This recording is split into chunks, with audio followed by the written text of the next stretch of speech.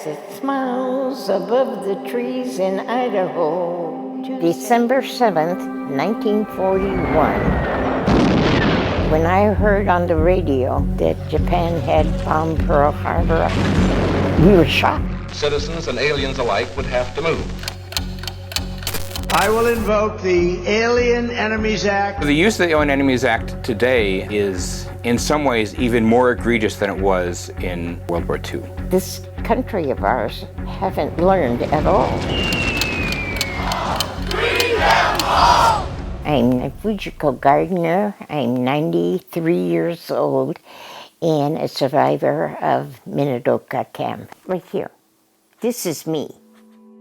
I was born in Fife, Washington. We were financially poor but rich in many ways because we lived on a farm. It was a happy life.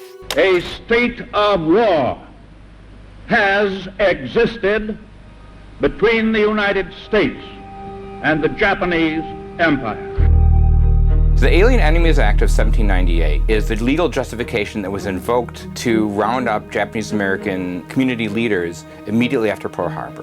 And this is the part of the history that many people don't know. It did not begin with Executive Order 9066. All persons of Japanese descent were required to register. Executive Order 9066 is the order that was signed by President Franklin Roosevelt. It was used to justify the incarceration of over 125,000 Japanese Americans on the West Coast. I remember getting a new metal lightweight suitcase that I filled with some clothes and things.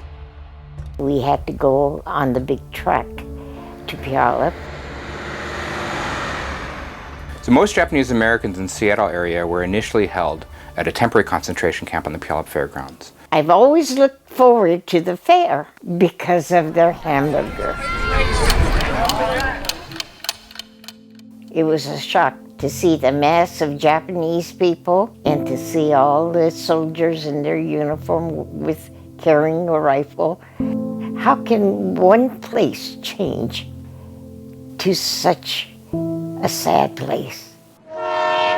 From the Puyallup Assembly Center, we were boarded on the rickety old train coming from Washington State where everything is green and going to Idaho where everything is dry. That was a sad, sad train ride.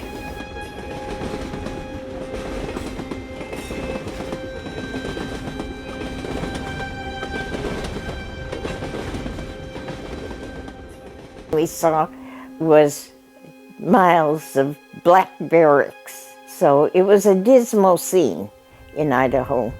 Being incarcerated at Minidoka really felt like we were in jail. You didn't have privacy when you went to take your shower or when you went to the bathroom. We knew my father had changed drastically, and so we were aware that he would be capable of ending his own life.